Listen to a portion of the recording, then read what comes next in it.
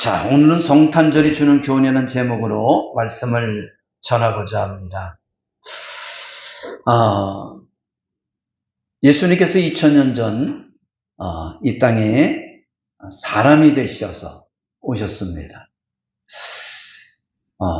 하나님께서 사람이 됐다라는 것은 이것은 사람이 돼지가 된 것보다도 더 낮아진 것이고 더 비하한 것이다. 그렇게 말하는 분도 있습니다. 그렇습니다. 진실로 사람이 돼지가 된다는 것은 얼마나 천해지는 것이고 말도 안 되는 일이잖아요.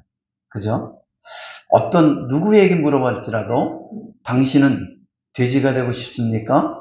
라고 묻는다면 거기에 네, 난 돼지가 되고 싶습니다. 말할 사람은 아무도, 한 사람도 없다라는 거예요.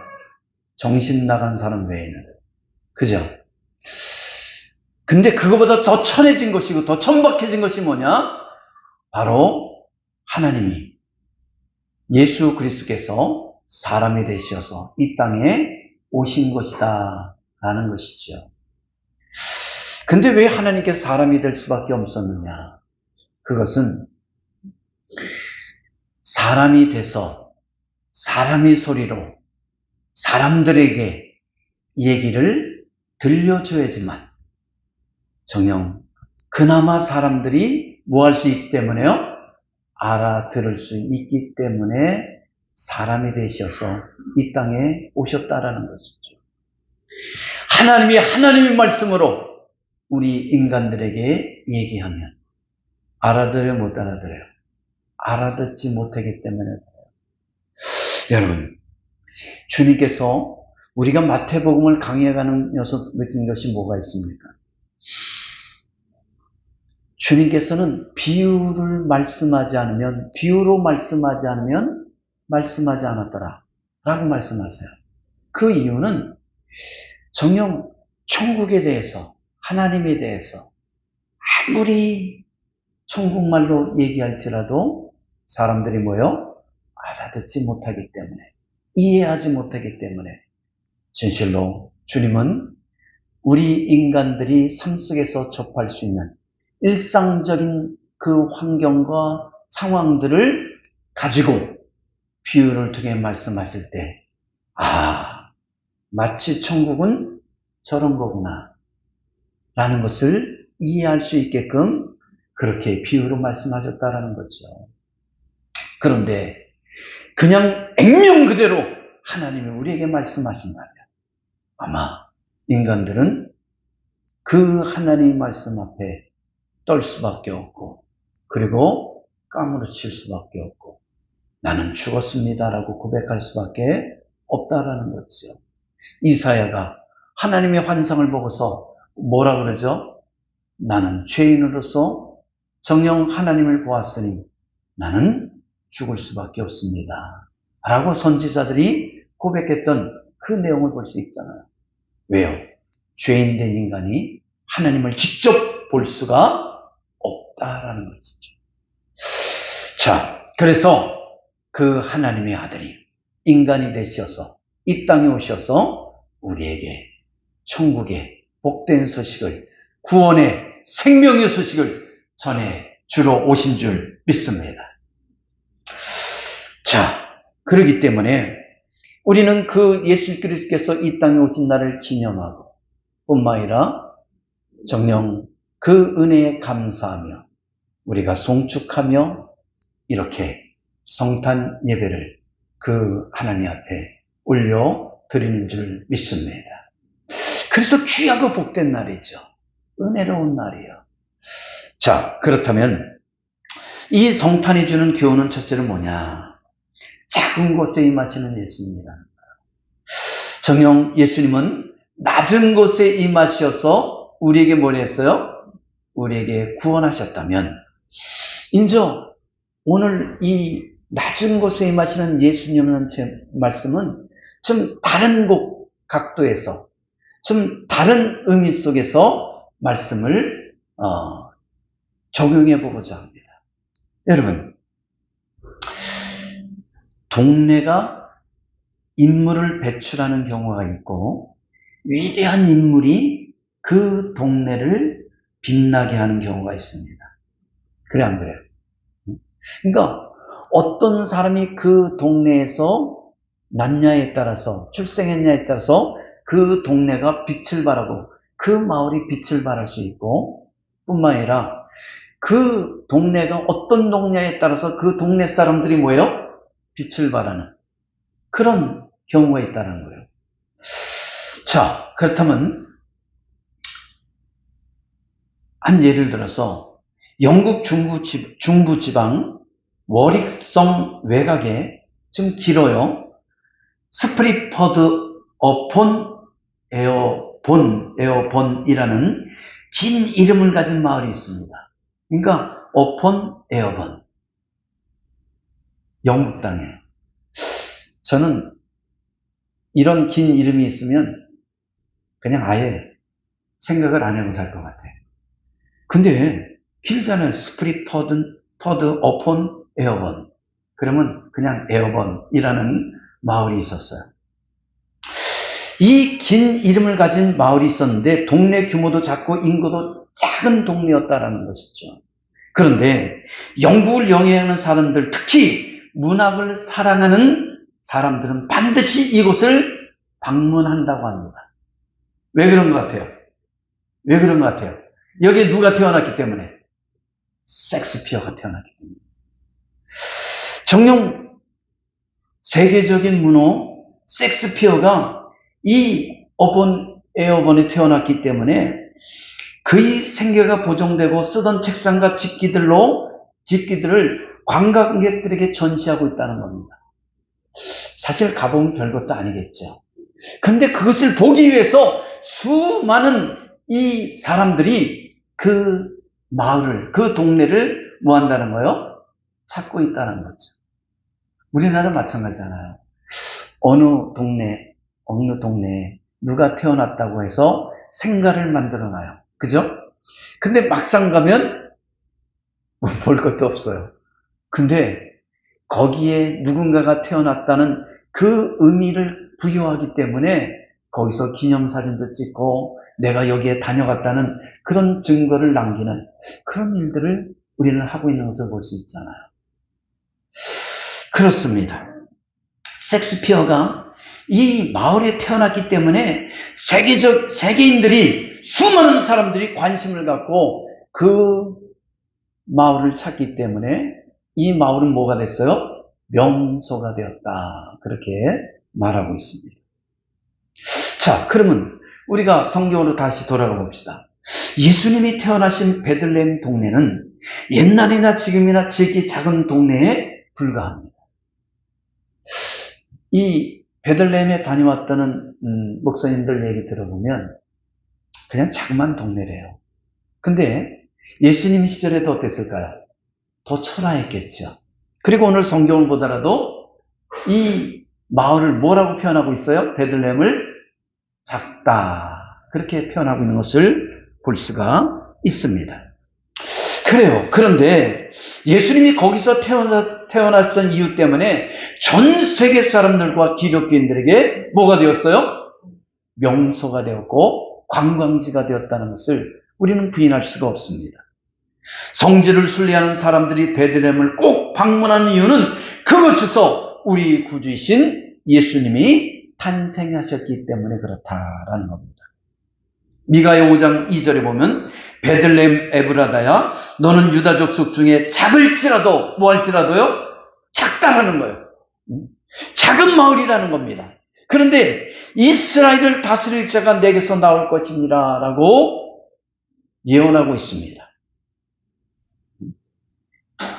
미가 선지자의 예언을 통해서 그 예언의 말씀대로 예수님께서 이 베들레헴에서 뭐 했어요?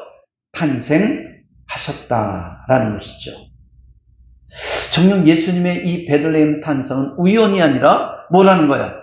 예언에 의해서 탄생했기 때문에 이거는 예언의 성취고 하나님의 무한한 계획과 섭리 속에 일어난 역사의 사실이다라는 것을 말씀하고 있다라는 겁니다. 여러분, 예수님이 이름 없는 작은 마을에서 탄생하셨다는 것, 이것은 하나님의 놀라운 섭리 속에서 이루어졌다는 것을 우리가 깨닫길 바랍니다. 그래요. 기독교의 출발은 지극히 작은 자들과 지극히 작은 동네에서 시작되었다는 거예요. 기독교의 출발은 작은 곳에서, 작은 동네에서 뭐 했다고요? 출발되었다라는 것을 여러분에게 강조하고 싶어요. 많은 사람들이 크고 거대하고 화려하고 웅장한 것을 찾고 있습니다. 그런데 우리의 구원의 시작은, 예수 그리스도의 탄생은 어디서 시작됐다고요? 작은 곳에서, 지극히 초라한 곳에서 시작되었다는 거예요. 예수님의 탄생은 화려한 궁전에서, 따뜻한 그 안방에서 이루어진 것이 아니라 정녕 이 짐승들의 냄새가 나는, 그리고 그 풀 냄새가 나는, 그리고 여러 가지 짐승들의 오물 냄새가 나는 마국간 구유에서 이루어졌다는 것을 우리가 기억하길 바랍니다. 그러기에 내가 어디서 태어났든, 내가 어느 출신이든, 내가 어떤 문화에서 있던 간에 정녕 내 자신이 초라하다고 나 자신을 낮추지 않길 바랍니다. 그 낮은 곳에서, 작은 곳에서 역사하신 그 예수 그리스도를 믿는 그 자체가 나에게는 가장 큰 축복이요, 나에게는 가장 귀한 것이요, 나에게는 가장 소중한 것이요, 나에게는 가장 영광이라는 것을 기억하시길 바랍니다. 그래서 그 어느 누구도, 그 어떤 인간적으로 대단한 사람이라 할지라도, 부귀영화를 누리는 사람이라 할지라도, 감히 어떤 자도 하나님의 자녀들을 마음대로 손가락질할 수 없고, 그리고 얕잡아 볼 수 없다는 것을 우리가 가슴 깊이 명심하고 또 명심하며, 나는 하나님의 자녀라는 그런 웅장함을 갖고 살아가는 은혜가 있길 주문으로 축원합니다. 그렇습니다. 정녕 지극히 작은 자들과 작은 동네에서 기독교는 시작되었지만, 그러나 이스라엘 다스리는 목자가 나셨고, 정녕 세상을, 이 인류를 구원하실 목자가 이 땅에 태어나셨다라는 것을 우리가 깨닫는 은혜가 있길 바랍니다. 6절을 한번 볼까요?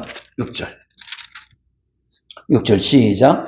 또 유대 땅 베들레헴아, 너는 유대 고을 중에서 가장 작지 아니하도다. 내게서 한 다스리는 자가 나와서 내 백성 이스라엘이 뭐가 되리라? 목자가 되리라. 사람이 볼 때는 작다지만, 그러나 이 6절에 보니까 뭐예요?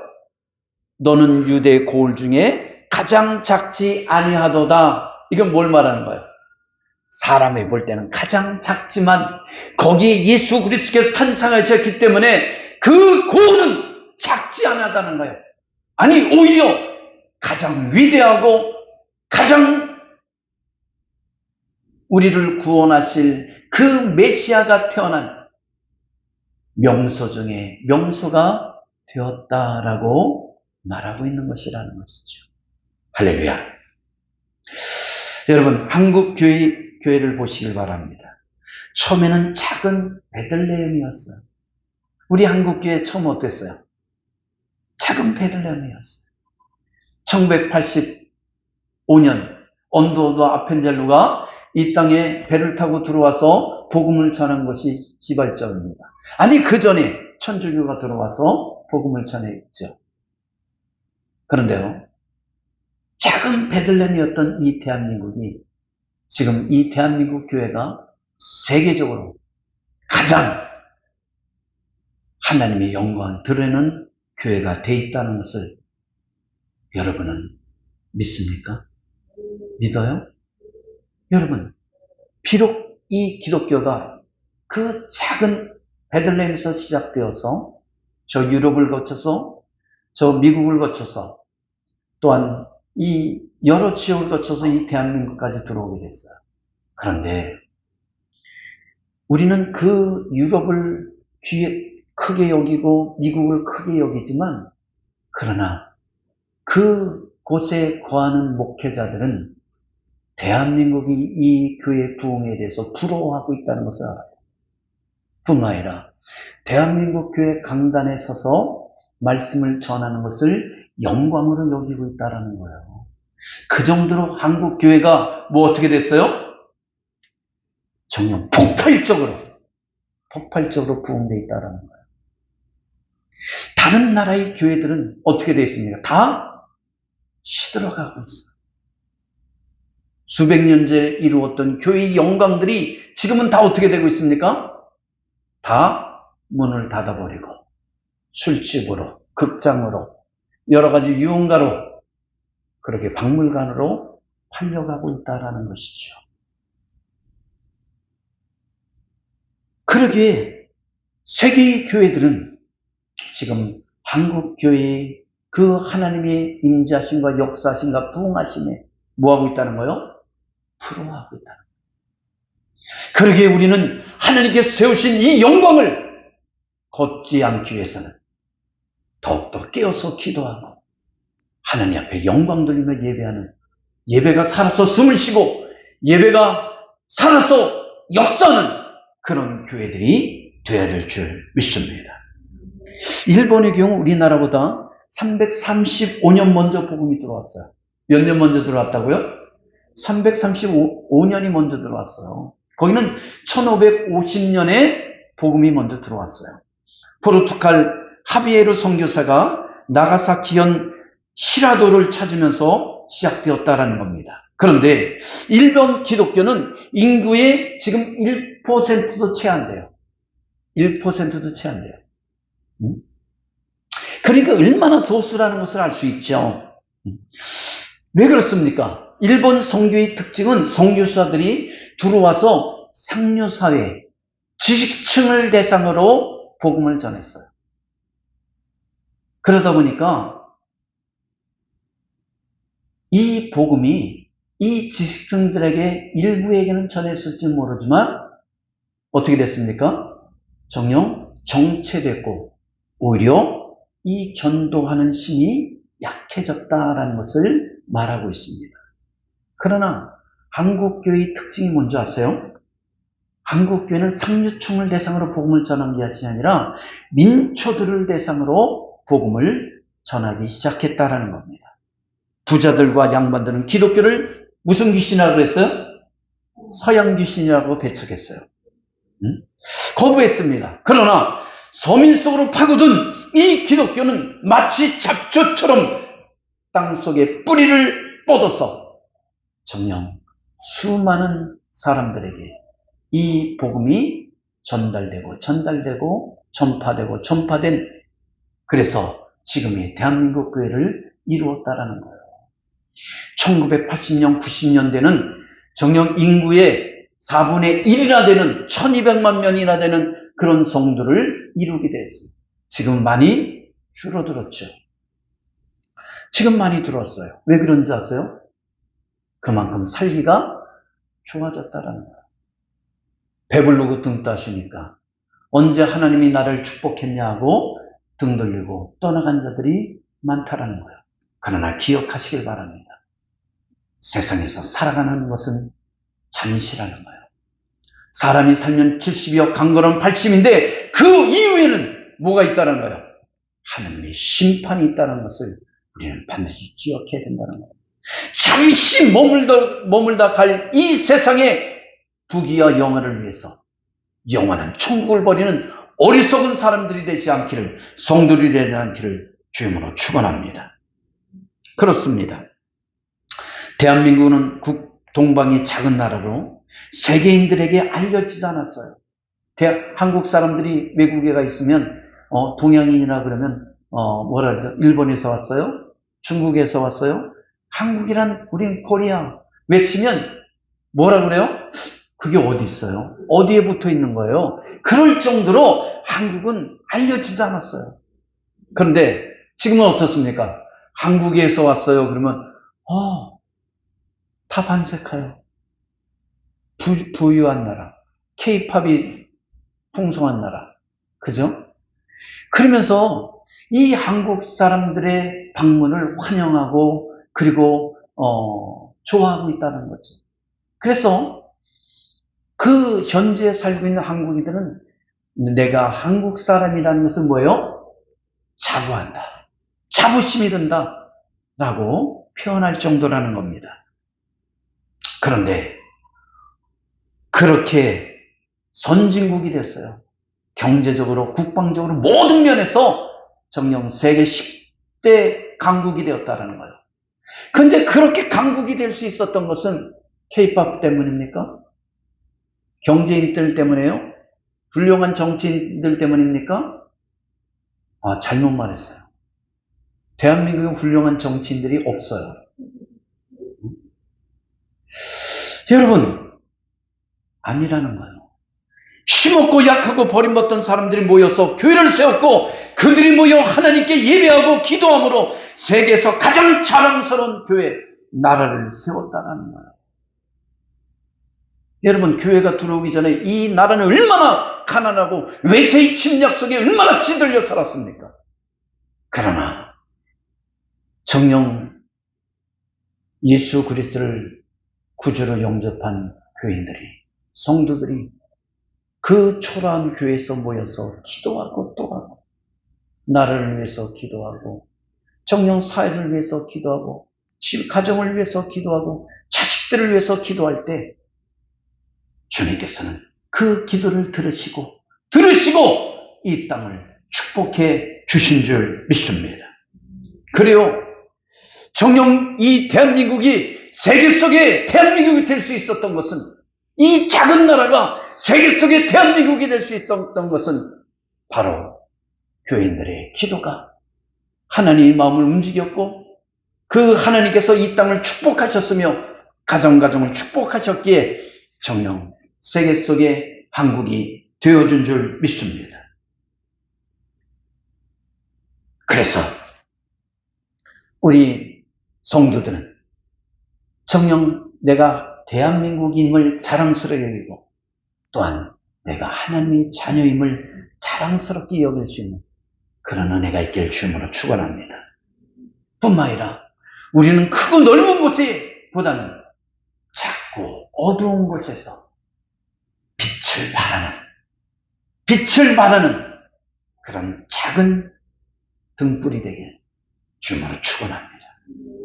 그래요. 이미 비쳐있는 곳에 내 빛이 가봤자 빛을 발하지 못해요. 빛은 어둡고 작은 구석에 비춰질 때 그 작은 빛이 가치를 발하는 거예요. 여기에 성냥불을 켜면 그 성냥불이 가치가 있어요? 아니요, 없어요. 어디에 비춰야 되죠? 구석지고 어두운 곳에 그 성냥불이 켜졌을 때 그 어둠은 밝혀지는, 그 어두운 곳이 밝혀지는 놀라운 은혜가 있고, 그 성냥개비는 놀라운 가치를 발휘할 수 있다는 것을 깨닫길 바랍니다. 저와 여러분이 그 작은 빛이 되어서 이 어두운 곳을 비치는 그런 성도되기를 축원합니다. 두 번째는 뭐냐면 예수님을 경배하라는 거예요. 한 목사님이 서울 시내 모 교회 부흥회를 인도했습니다. 낮 성경 공부 시간에 교인들에게 물었어요. 이 교회의 자랑거리는 무엇입니까? 라고 물었어요. 이 교회의 자랑거리는 무엇입니까? 우리 광민교회의 자랑거리는 뭡니까? 속으로 한번 대답해 보세요. 우리 광민교회의 자랑거리는 뭔가? 교인들이 대답합니다. 저희 교회는 암흑의 장관이 나오고 있습니다. 저희 교회는 암흑의 국회의원이 나오고 있습니다. 저희 교회는 모 그룹 회장이 나오고 있어요. 라고 자랑스럽게 얘기했다고 합니다. 그때 목사님이 뭐라 그랬을 것 같아요? 틀렸습니다. 정녕 교회는 예수님을 자랑하고 예수님을 경배해야 됩니다. 할렐루야. 그래요. 정녕 교회가 자랑할 것은 바로 예수 그리스도예요. 세상 사람들에 나와서 물어보세요. 여기가 뭐 하는 곳입니까? 그러면 그들은 두말하지 않고 예배드리는 곳입니다. 교회를 가르치면서 그들은 하나님께 예배드리는 곳입니다 라고 말해요. 근데 정작 교인들은 뭐라 그래요? 여기에는 암흑의 장관이 출석하고 있습니다. 암흑의 국회의원이 출석하고 있습니다. 이런 회개한 말들을 하고 있다는 거예요. 여러분, 진실로 교회는 삼일체 하나님이 드러나야 될 줄 믿습니다. 그분을 자랑하고 그리고 그 삼일체 하나님을 경배하는 곳이라는 것을 우리가 깨닫길 바랍니다. 우리 11절 한번 읽어볼까요?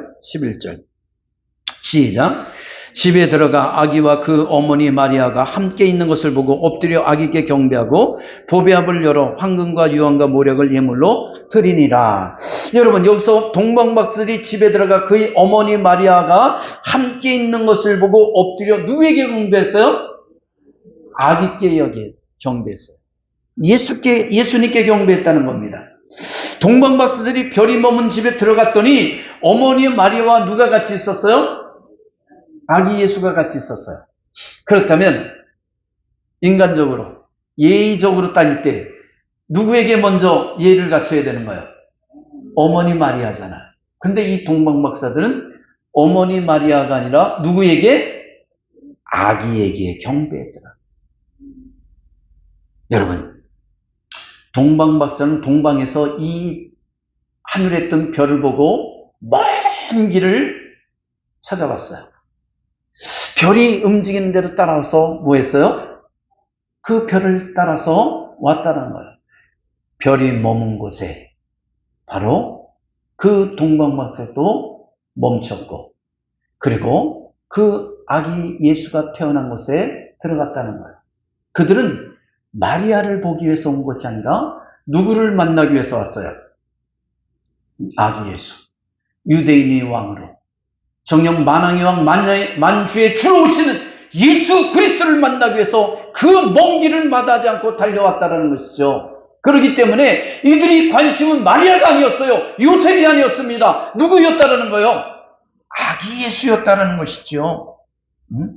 그렇기 때문에 우리가 경배할 분은 누구냐? 사람이 아니라는 거예요. 우리가 자랑할 분은 누구냐? 사람이 아니에요. 누구를 경배해야 되죠? 바로 예수 그리스도 하나님 한 분을 경배하는 그런 저와 여러분이 되길 주님으로 축원합니다. 2절을 한번 봅시다. 2절 시작.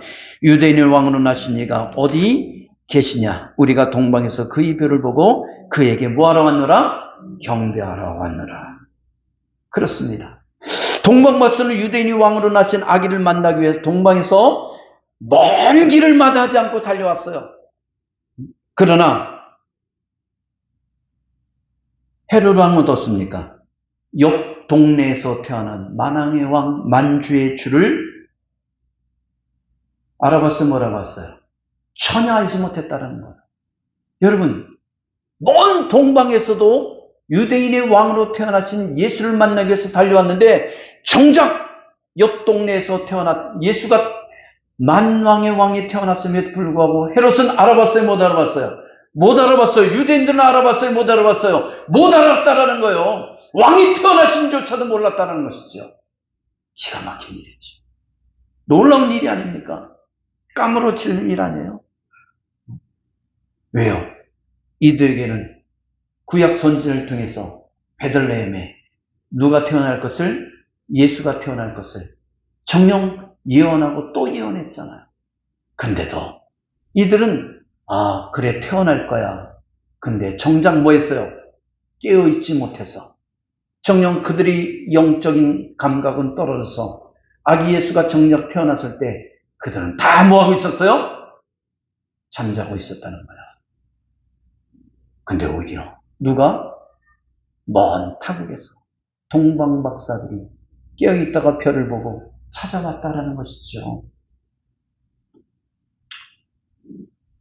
여러분, 동방박사는 하늘을 보고 살았지만 헤롯은 땅을 보고 살았기 때문에 헤롯은 땅의 부귀, 권세, 영화문을 보았기 때문에 진짜 만왕의 왕, 만주의 주가 이 땅에 오셨지만 알았어요, 몰랐어요?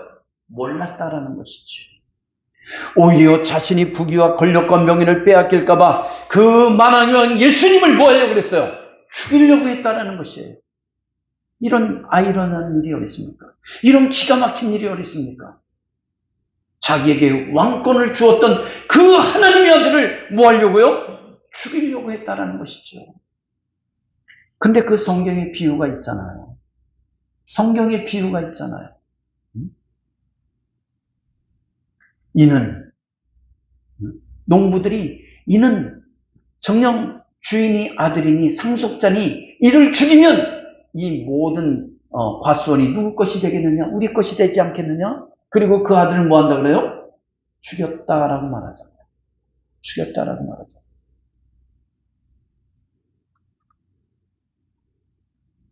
여러분, 만왕의 왕이 오시면 지상의 왕이라 할지라도 모든 것을 내려놓고 그 왕이신 예수님을 뭐 해야 된다는 거예요?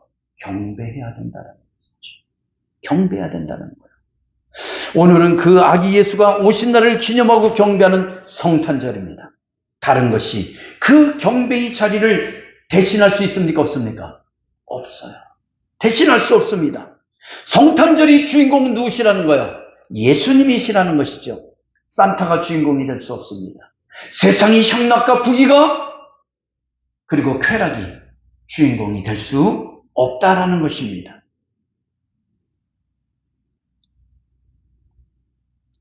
또한 근데 참 희한하죠. 성탄절이 아기 예수가 오신 날이라는 걸 다 알아요.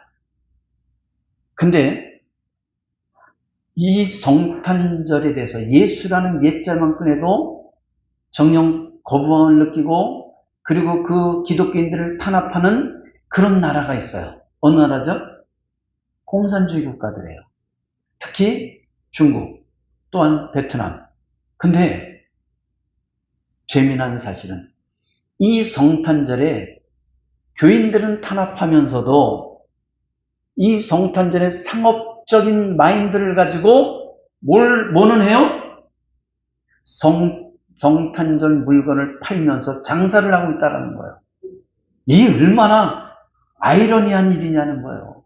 기독교인들은 탄압해요. 근데 이 성탄절에 돈을 벌기 위해서 뭘 하고 있는 거예요? 장사는 허락하고 있다는 것이죠.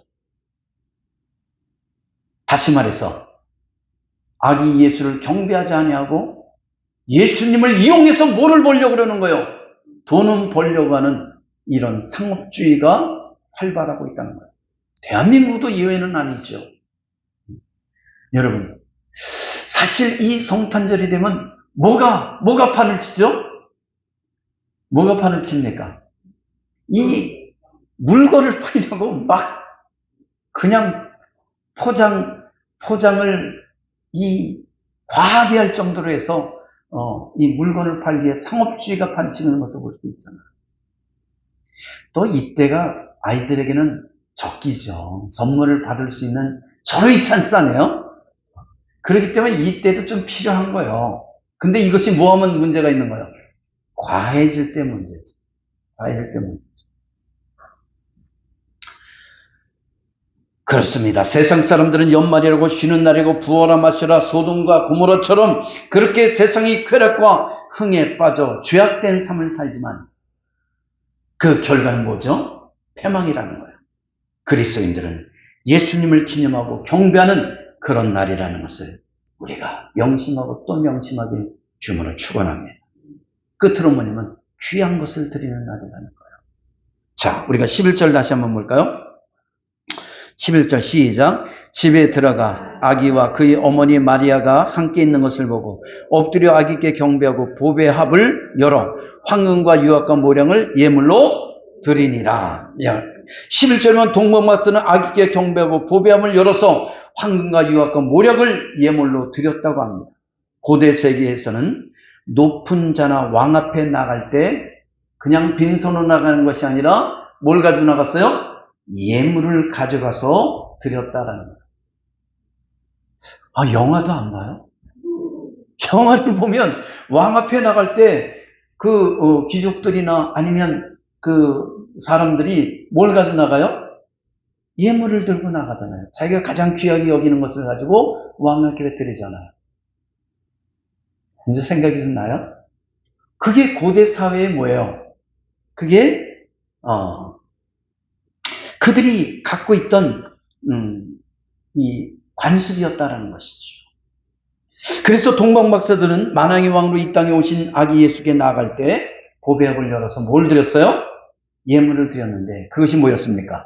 황금과 유황과 모략이라는 것.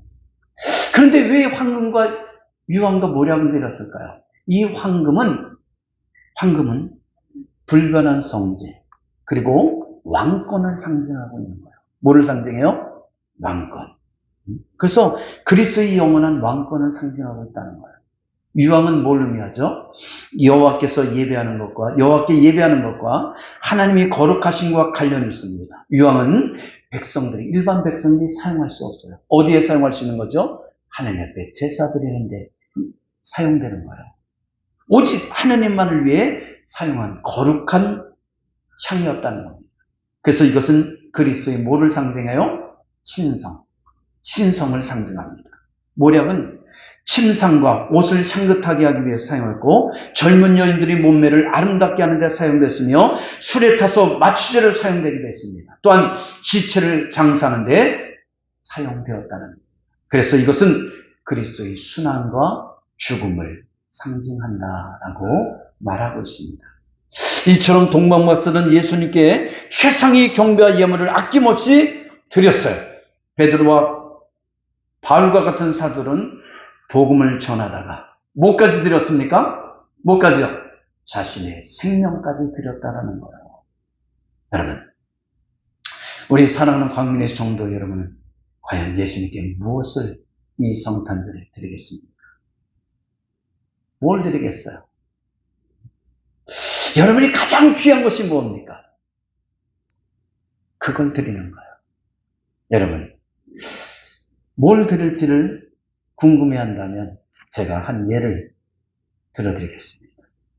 러시아의 문호 톨스토이는 단편 소설 속에 파파노의 할아버지 성탄절이라는 그런 단편 소설을 적었습니다. 뭐라고요? 제목이 뭐라고요? 파파노의 성탄절. 정녕 러시아의 작은 한 마을에 파파노라는 착하고 성실한 구두 수송공 할아버지가 사셨습니다. 이 파파노에게 어느 성탄 전날 밤, 그러니까 뭐요? 성탄 이브죠. 성탄 이브 밤에 꿈에 예수님께서 찾아오셨습니다. 내일 성탄절에 당신을 방문할 것입니다. 라는 음성을 들려주셨어요. 자, 파파노가 잠을 깨웠을 때 아침에 창문을 열었더니 화이트 크리스마스였어요. 눈이 소복히 쌓였고 그 다음에 햇빛이 찬란하게 비춰왔습니다. 파파노는 예수님을 맞이하기 위해서 성탄절에 특별히 쓰는 커피 주전자를 난로 위에 올려놓고 가게 청소를 깨끗하게 했습니다. 자, 그래서 누구를 기다리고 있었어요? 예수님을 기다리고 있었습니다. 거리에는 기다리는 예수님 보이지 않고 거리에 청수부만 보였습니다. 누구만 보였다고요? 청수부만. 그 눈을 쓰느라고 얼마나 추웠겠어요. 그렇죠? 그래서 이 파파노는 청수부를 가게로 불러들여 몸을 녹이게 하고 따뜻한 커피를 대접했습니다. 점심때가 다 되어도 예수님은 보였어요? 안 보였어요? 보이지 않았습니다. 대신 한 누더기 옷을 입은 여인이 홀리불에 어린아이를 싸들고 그렇게 다가오고 있었습니다. 파파노는 측은하여 그 여인을 가게 안으로 들어오게 하고 정녕 시퍼렇게 얼어있는 아이 발을 보고 안타까움을 느꼈어요. 그래서 어젯밤에 자신이 만든 작은 아이 구두를 신겨주었어요. 그랬더니 딱 맞는 거예요. 그래서 아낌없이 이 아이에게 그 구두를 내어줬어요. 그 신발을 내어줬어요. 그러니 이 가난한 이 엄마가 얼마나 감사했겠어요.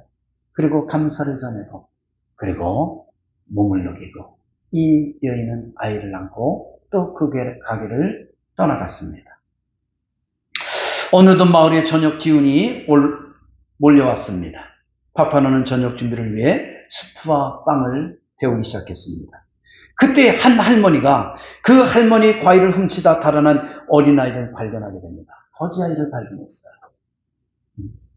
그때 이 할머니는 사과를 훔치다 달아난 이 거지아이를 붙들고 때리면서 경찰서로 끌고 가고 있었습니다.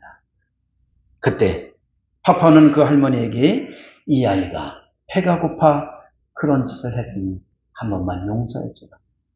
정녕 그 사과값은 내가 대신 지불하겠노라고. 그리고 그 아이에게 할머니에게 사과하라고.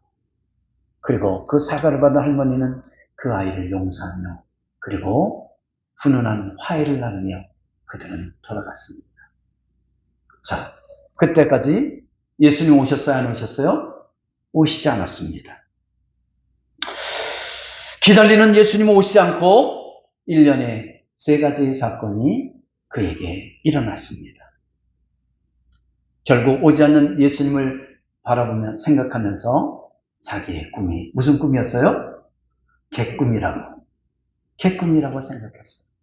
여러분, 소설 속에는 개꿈이라고 말하지 않아요. 제가 번역한 거예요. 개꿈으로 번역한 거예요. 그렇습니다. 개꿈이라고 생각 허탈했습니다. 그때 파파노 이런 음성이 들려옵니다. 파파노, 오늘 나를 보셨지요? 라고 그런 음성이 들려왔어요. 오늘 나를 보셨잖아요. 오늘 나를 보셨지요? 그렇게 묻습니다. 그런 음성이 들려왔어요. 자, 그때 이 파파노 할아버지가 말합니다. 나는 당신을 본 적이 없습니다. 언제 오셨죠? 오신 적이 없잖아요. 라고 그렇게 반문합니다. 그때 다시 음성이 들립니다. 내가 오늘 당신에게 3번 찾아갔습니다. 하나는 청소부로, 또 하나는 정녕 가난한 여인으로 아이를 안고 찾아갔습니다. 3번째는 거지아이로 당신을 찾아갔습니다. 그때 당신은 나에게 따뜻하게, 훈훈하게, 그리고 가장 귀한 것으로 나를 대접해 주었습니다. 고맙습니다. 그랬다는 거예요. 여러분, 성탄절이 따뜻한 것은 거대하고 큰 것을 선물하기 때문이 아니라 나에게 가장 따뜻한 마음으로 주님의 마음으로 나눠주고 섬기는 것. 이것이 뭐예요? 이것이 주님 앞에 가장 귀한 것을 드리는 거예요. 할렐루야. 그런 따뜻하고 포근한 그런 성탄절이 되길 주님으로 축원합니다. 기도합니다.